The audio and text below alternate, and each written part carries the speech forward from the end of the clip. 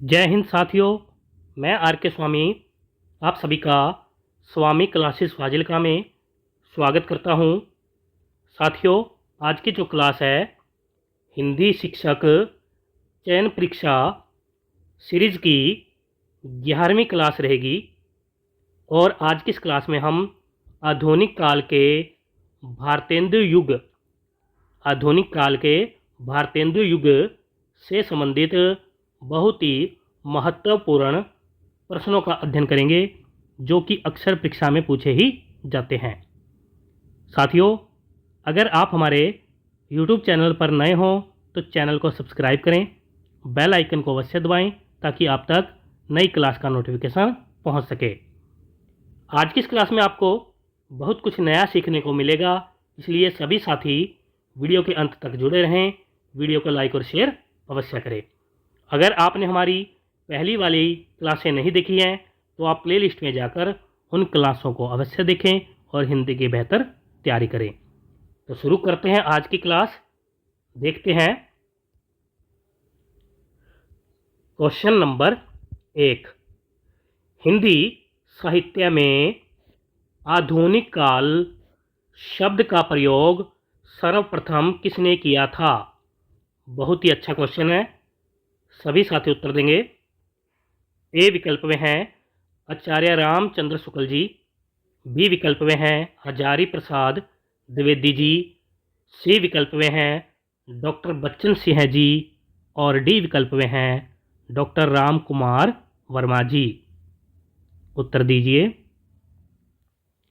हिंदी साहित्य में आधुनिक काल शब्द का प्रयोग सर्वप्रथम किसने किया था?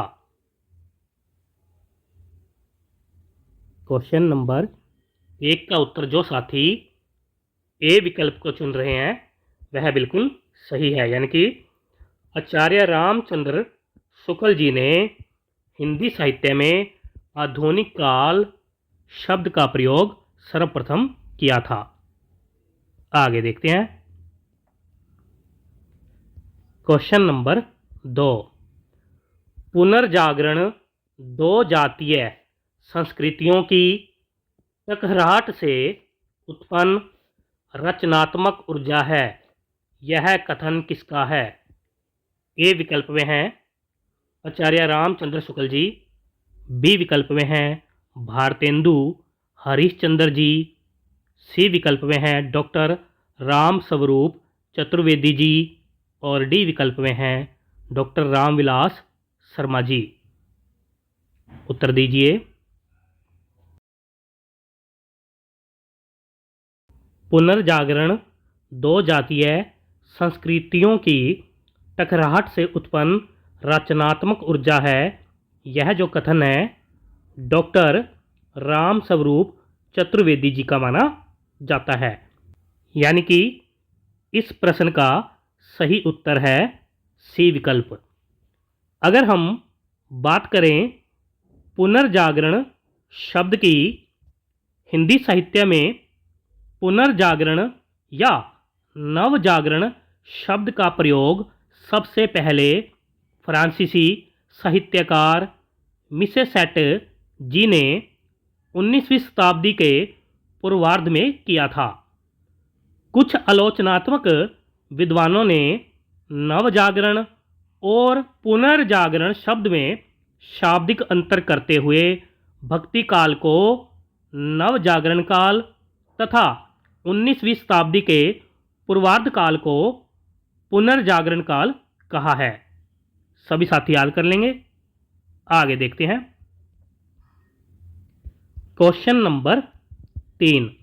निम्न में से किस कवि ने आधुनिक काल को साहित्य काल कहा है? ए विकल्प में हैं आचार्य रामचंद्र शुक्ल जी, बी विकल्प में है डॉक्टर राम कुमार वर्मा जी, सी विकल्प में है मिश्र बंधु जी और डी विकल्प में है पृथ्वीनाथ कमल कुलश्रेष्ठ जी। क्या उत्तर सही होना चाहिए? जल्दी से उत्तर दीजिए। आधुनिक काल को किसने साहित्य काल कहा है? क्वेश्चन नंबर 3 का उत्तर जो साथी डी विकल्प को चुन रहे हैं वह बिल्कुल सही है, यानी कि पृथ्वीनाथ कमल कुलश्रेष्ठ जी ने आधुनिक काल को साहित्य काल कहा है। आचार्य रामचंद्र शुक्ल जी ने आधुनिक काल को आधुनिक काल व गद्य काल कहा है। डॉक्टर राम कुमार वर्मा जी ने आधुनिक काल को जो है आधुनिक काल नाम दिया है।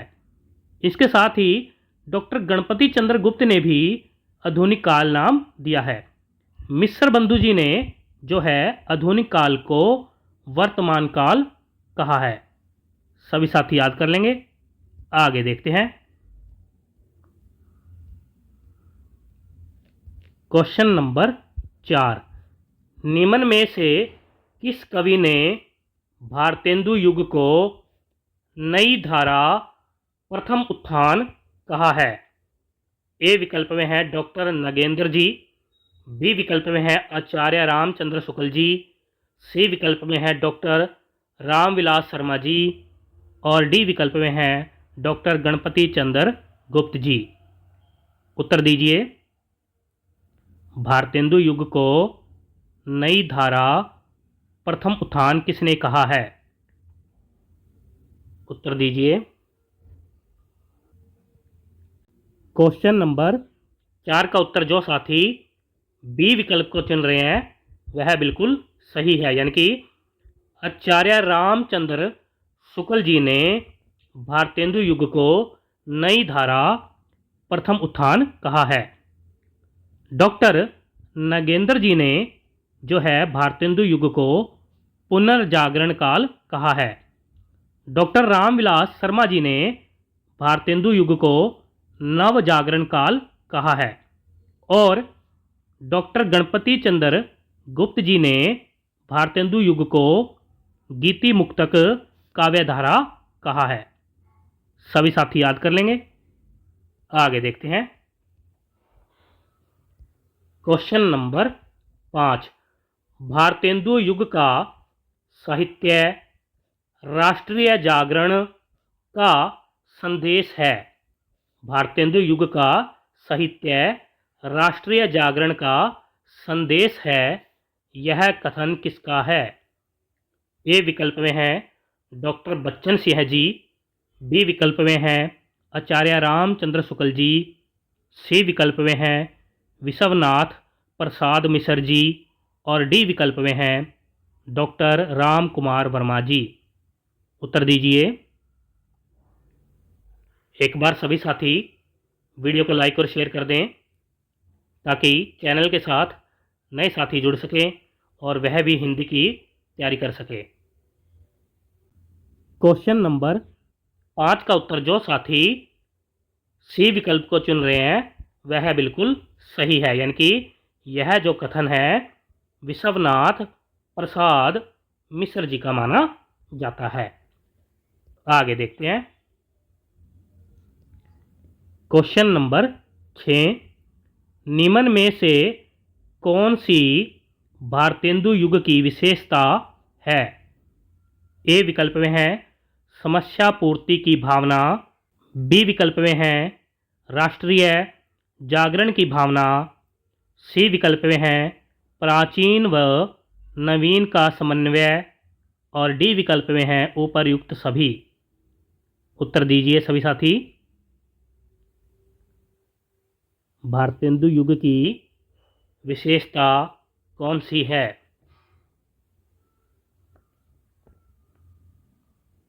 क्वेश्चन नंबर 6 का उत्तर जो साथी डी विकल्प को चुन रहे हैं वह बिल्कुल सही है, यानी कि उपर्युक्त सभी जो है भारतेंदु युग की विशेषता मानी जाती है। आगे देखते हैं। क्वेश्चन नंबर 7, उचित दक्षिणा और गुप्त वैरी रचनाएं किसकी है? ए विकल्प में है बाल कृष्ण भट्ट जी, बी विकल्प में है भारतेंदु हरिश्चंद्र जी, सी विकल्प में है लाला श्री निवास दास जी और डी विकल्प में है प्रताप नारायण मिश्र जी। उत्तर दीजिए।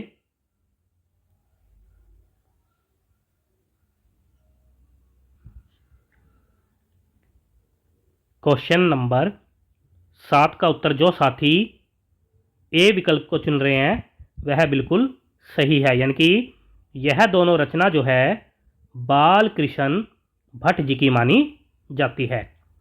यह दोनों रचना जो है इनकी अपूर्ण रचना मानी जाती है।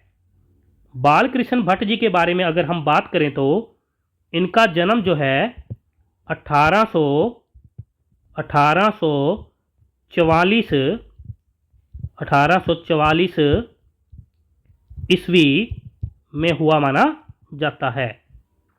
इनकी मृत्यु जो है 1914 ईस्वी में हुई मानी जाती है। इनके पिता का नाम बेनी प्रसाद भट्ट जी और माता का नाम पार्वती देवी जी माना जाता है। बाल कृष्ण भट्ट जी भारतेंदु मंडल के कवियों में सबसे वरिष्ठ कवि माने जाते हैं। आचार्य शुक्ल जी ने इनको हिंदी का स्टील और हिंदी का माउंटेन कहा है। सभी साथी याद कर लेंगे।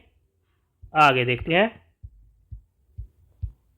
क्वेश्चन नंबर 8, आचार्य रामचंद्र शुक्ल जी ने किस कवि को नर प्रकृति का कवि कहा है?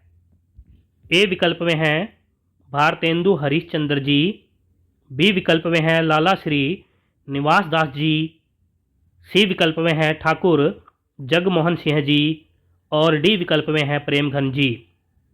उत्तर दीजिए।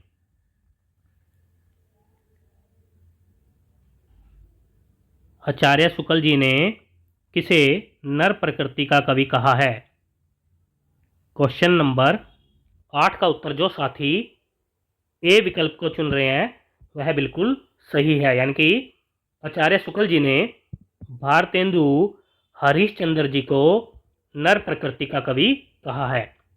भारतेंदु हरिश्चंद्र जी की अगर हम बात करें तो इनका जन्म जो है 1850 ईस्वी में हुआ माना जाता है और इनकी मृत्यु जो है 1885 ईस्वी में हुई मानी जाती है।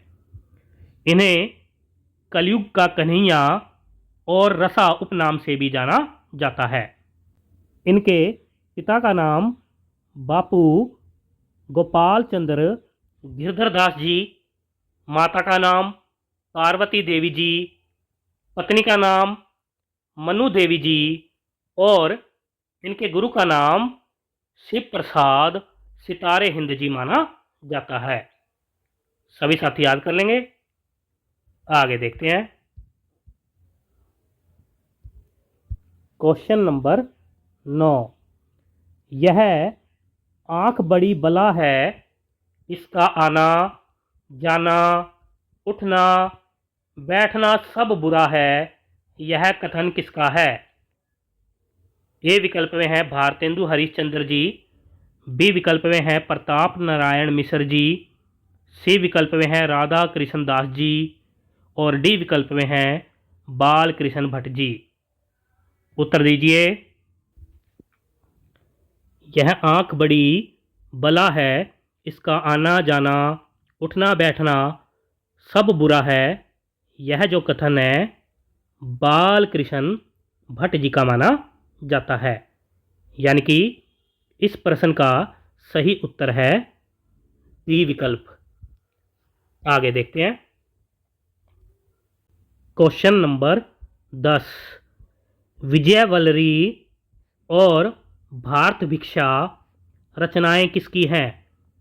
ए विकल्प में है बाल कृष्ण भट्ट जी, बी विकल्प में है प्रताप नारायण मिश्र जी, सी विकल्प में है भारतेंदु हरिश्चंद्र जी और डी विकल्प में है ठाकुर जगमोहन सिंह जी। उत्तर दीजिए। विजयवल्लरी और भारत भिक्षा रचनाएं किसकी हैं? बहुत अच्छा क्वेश्चन।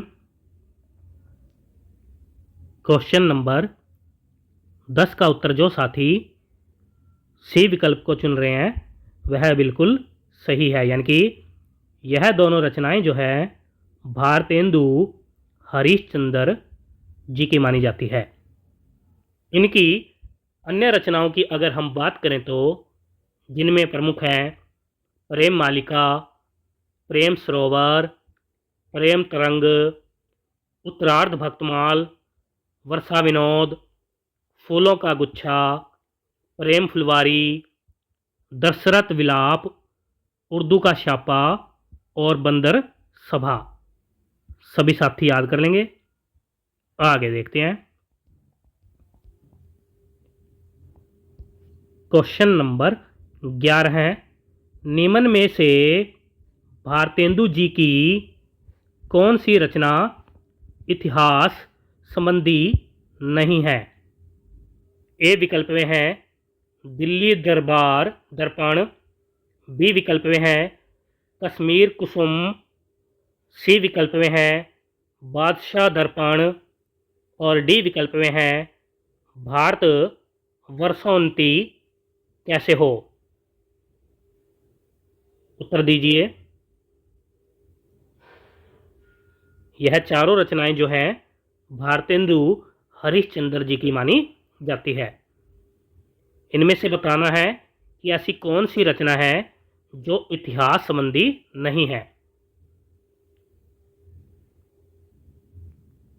क्वेश्चन नंबर 11 का उत्तर जो साथी डी विकल्प को चुन रहे हैं वह बिल्कुल सही है, यानी कि भारत वर्षोन्नति कैसे हो यह जो रचना है इतिहास संबंधी नहीं है। यह रचना राष्ट्रीय भावना संबंधी मानी जाती है। इस रचना में अंधविश्वास कुरीतियों को त्याग कर शिक्षा प्राप्त करने में, उद्योग धंधे विकसित करने में तथा पारस्परिक सहयोग की प्रेरणा दी गई है। यह रचना जो है एक व्यंग्य व्याख्यान है। सभी साथी याद कर लेंगे। आगे देखते हैं। क्वेश्चन नंबर 12 है, अंधाधुंध मचो सब देशा, मानहू राजा रहत विदेशा। पंक्ति किसकी है? ए विकल्प में है प्रताप नारायण मिश्र जी, बी विकल्प में है भारतेंदु हरिश्चंद्र जी, सी विकल्प में है बाल कृष्ण भट्ट जी और डी विकल्प में है ठाकुर जगमोहन सिंह जी। उत्तर दीजिए। क्वेश्चन नंबर 12 का उत्तर जो साथी बी विकल्प को चुन रहे हैं वह बिल्कुल सही है, यानी कि यह पंक्ति जो है भारतेंदु हरिश्चंद्र जी की मानी जाती है। इनकी अन्य पंक्तियों की अगर हम बात करें तो जिनमें प्रमुख है हिंदी नई चाल में ढली, तरनी तनुजा, तट तमाल, तरवर बहु छाए, मेरे तो साधन एक ही हैं, जग नंद लाला, वर्ष भानु दुलारी, हाँ हाँ भारत दुर्दशा देखी ना जाए। सभी साथी याद कर लेंगे। आगे देखते हैं। क्वेश्चन नंबर 13 है, जीर्ण जनपद और लालित्य लहरी रचनाएं किसकी हैं? ए विकल्प में है भारतेंदु हरिश्चंद्र जी, बी विकल्प में है प्रताप नारायण मिश्र जी, सी विकल्प में है बद्री नारायण चौधरी प्रेमघन जी और डी विकल्प में है ठाकुर जगमोहन सिंह जी। उत्तर दीजिए।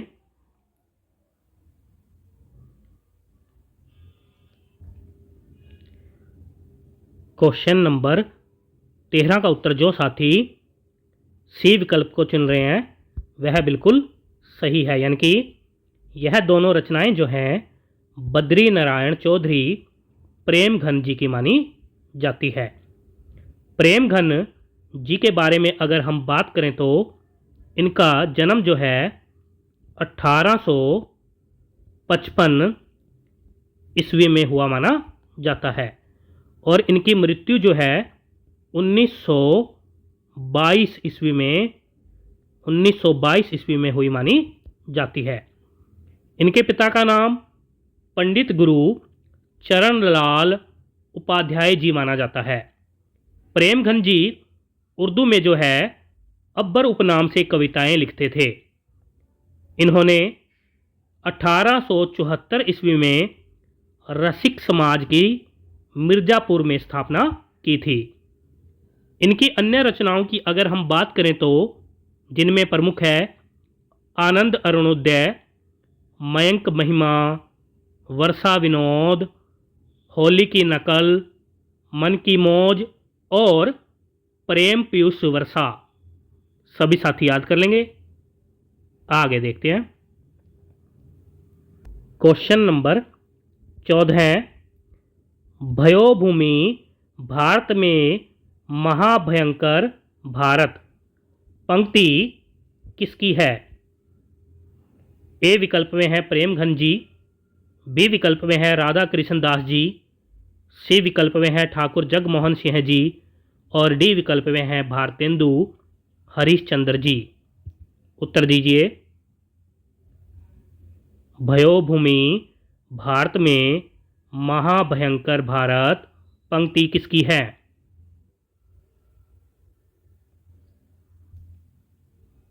क्वेश्चन नंबर 14 का उत्तर जो साथी ए विकल्प को चुन रहे हैं वह बिल्कुल सही है, यानी कि यह पंक्ति जो है प्रेमघन जी की मानी जाती है। आगे देखते हैं। क्वेश्चन नंबर 15 है हिंदी की हिमायत और मन की लहर रचनाएं किसकी हैं? ए विकल्प में है ठाकुर जगमोहन सिंह जी, बी विकल्प में है प्रताप नारायण मिश्र जी, सी विकल्प में है प्रेमघन जी और डी विकल्प में है लाला श्री निवास दास जी। उत्तर दीजिए। हिंदी की हिमायत और मन की लहर रचनाएं किसकी है? क्वेश्चन नंबर 15 का उत्तर जो साथी बी विकल्प को चुन रहे हैं वह बिल्कुल सही है, यानी कि यह दोनों रचनाएं जो हैं प्रताप नारायण मिश्र जी की मानी जाती है। प्रताप नारायण मिश्र जी के बारे में अगर हम बात करें तो इनका जन्म जो है 1856 ईस्वी में हुआ माना जाता है और इनकी मृत्यु जो है 1894 ईस्वी में हुई मानी जाती है। इनके पिता का नाम संकठा प्रसाद मिश्र जी माना जाता है। प्रताप नारायण मिश्र जी ने 1883 ईस्वी में कानपुर से प्रकाशित ब्राह्मण पत्र का संपादन किया था। आचार्य शुक्ल जी ने इन्हें हिंदी का एडिशन कहा है। इनकी अन्य रचनाओं की अगर हम बात करें तो जिनमें प्रमुख है प्रेम पुष्पावली, दंगल खंड, लकोक्ति सप्तक, बरेडला का स्वागत, प्रताप लहरी, हर गंगा और बुढ़ापा। सभी साथी याद कर लेंगे। आगे देखते हैं। क्वेश्चन नंबर 16 है सब धन लिए जात अंग्रेज हम केवल लेक्चर के तेज पंक्ति किसकी है? ए विकल्प में है लाला श्री निवास दास जी, बी विकल्प में है ठाकुर जगमोहन सिंह जी, सी विकल्प में है प्रेमघन जी और डी विकल्प में है प्रताप नारायण मिश्र जी। उत्तर दीजिए। सब धन लिए जात अंग्रेज हम केवल लेक्चर के तेज पंक्ति किसकी है? क्वेश्चन नंबर 16 का उत्तर जो साथी डी विकल्प को चुन रहे हैं वह बिल्कुल सही है, यानी कि यह पंक्ति जो है प्रताप नारायण मिश्र जी की मानी जाती है। आगे देखते हैं। क्वेश्चन नंबर 17 है श्यामा सरोजनी रचना किसकी है? ए विकल्प में है अंबिका दत्त व्यास जी, बी विकल्प में है प्रताप नारायण मिश्र जी, सी विकल्प में है ठाकुर जगमोहन सिंह जी और डी विकल्प में है प्रेमघन जी। उत्तर दीजिए।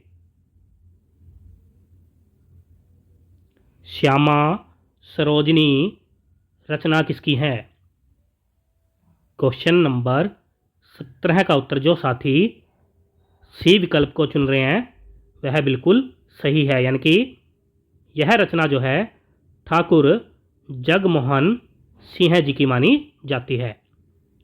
ठाकुर जगमोहन सिंह जी के बारे में अगर हम बात करें तो इनका जन्म जो है 1857 ईस्वी में हुआ माना जाता है और इनकी मृत्यु जो है 1899 ईस्वी में हुई मानी जाती है। इनके पिता का नाम सरजू प्रसाद सिंह जी माना जाता है। ठाकुर जगमोहन सिंह जी विजय राघवगढ़ रियासत के राजकुमार थे। आचार्य शुक्ल जी ने इन्हें प्रेम का पथिक कवि कहा है। इन्होंने भारतेंदु मंडल की तरह एक जगमोहन मंडल भी बनाया था। इनकी अन्य रचनाओं की अगर हम बात करें तो जिनमें प्रमुख है प्रेम संपत्ति लता, श्यामलता, श्यामा विनय और श्यामा सोपन। सभी साथी याद कर लेंगे। आगे देखते हैं। क्वेश्चन नंबर 18 है भारत धर्म और चांद की रात रचनाएं किसकी हैं? ए विकल्प में है भारतेंदु हरिश्चंद्र जी, बी विकल्प में है अंबिका दत्त व्यास जी, सी विकल्प में है राधा चरण गोस्वामी जी और डी विकल्प में है ठाकुर जगमोहन सिंह जी। उत्तर दीजिए। भारत धर्म और चांद की रात रचनाएं किसकी हैं? क्वेश्चन नंबर 18 का उत्तर जो साथी बी विकल्प को चुन रहे हैं वह बिल्कुल सही है, यानी कि यह दोनों रचनाएं जो है अंबिका दत्त व्यास जी की मानी जाती है।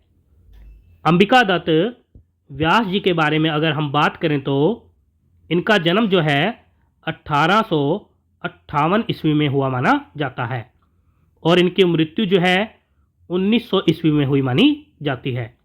इनके पिता का नाम दुर्गा दत्त जी माना जाता है।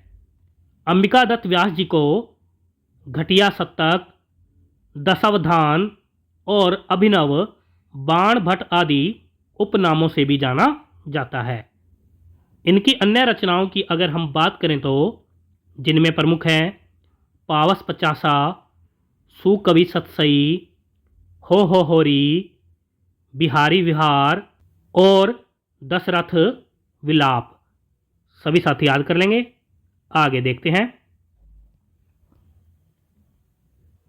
क्वेश्चन नंबर 19 भारत संगीत और दामिनी दत्तिका रचनाएं किसकी हैं?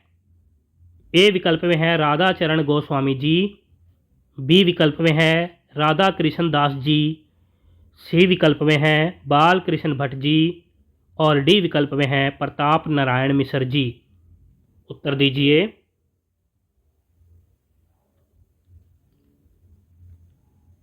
क्वेश्चन नंबर 19 का उत्तर जो साथी ए विकल्प को चुन रहे हैं वह बिल्कुल सही है, यानी कि यह दोनों रचनाएं जो है राधा चरण गोस्वामी जी की मानी जाती है। राधा चरण गोस्वामी जी के बारे में अगर हम बात करें तो इनका जन्म जो है 1859 ईस्वी में हुआ माना जाता है और इनकी मृत्यु जो है 1925 ईस्वी में हुई मानी जाती है। इनके पिता का नाम गुणमंजरी दास जी माना जाता है। राधा चरण गोस्वामी जी ने 1883 ईस्वी में वृंदावन से भारतेंदु नामक पत्र भी निकाला था। इनकी अन्य रचनाओं की अगर हम बात करें तो जिनमें प्रमुख हैं शिशिर सुषमा, नव भक्तमाल, विधवा विलाप, प्रेम बगीची, और इश्क चमन। सभी साथी याद कर लेंगे। आगे देखते हैं। क्वेश्चन नंबर 20, प्रताप विसर्जन रचना किसकी है? ए विकल्प में है राधा चरण गोस्वामी जी, बी विकल्प में है गुलाब सिंह जी, सी विकल्प में है राधा कृष्ण दास जी और डी विकल्प में है ठाकुर जगमोहन सिंह जी। उत्तर दीजिए। प्रताप विसर्जन रचना किसकी है? बहुत ही अच्छा क्वेश्चन है। क्वेश्चन नंबर 20 का उत्तर जो साथी सी विकल्प को चुन रहे हैं वह बिल्कुल सही है, यानी कि यह रचना जो है राधा कृष्ण दास जी की मानी जाती है। राधा कृष्ण दास जी के बारे में अगर हम बात करें तो इनका जन्म जो है 1865 ईस्वी में हुआ माना जाता है और इनकी मृत्यु जो है 1907 ईस्वी में हुई मानी जाती है। इनके पिता का नाम कल्याण दास जी माना जाता है। माता का नाम गंगा देवी जी माना जाता है। राधा कृष्ण दास जी भारतेंदु हरिश्चंद्र जी के फुफेरे भाई थे। इन्होंने भारतेंदु जी के नाटक सती प्रताप को पूरा किया था। इनकी अन्य रचनाओं की अगर हम बात करें तो जिनमें प्रमुख हैं भारत बारहमासा, देश दशा, जुबली, छप्पन की विदाई, विजयनी विलाप और दुखनी बाला। सभी साथी याद कर लेंगे। प्यारे साथियों, ये थे आज के बेहतरीन टॉप 20 क्वेश्चन जो कि अक्सर परीक्षा में पूछे ही जाते हैं। आशा करता हूँ आज की इस क्लास में आपको बहुत कुछ नया सीखने को मिला होगा। इसी प्रकार से निरंतर अध्ययन करने के लिए चैनल को सब्सक्राइब करें, बेल आइकन को अवश्य दबाएं ताकि आप तक नई क्लास का नोटिफिकेशन पहुंच सके। अगर आपने हमारी पहली वाली क्लासें नहीं देखी हैं तो आप प्लेलिस्ट में जाकर उन क्लासों को अवश्य देखें और हिंदी की बेहतर तैयारी करें। अगर किसी भी प्रकार की अन्य जानकारी चाहिए तो नीचे दिए गए नंबर पर संपर्क कर सकते हो। तो मिलते हैं अगली क्लास में, तब तक के लिए जय हिंद।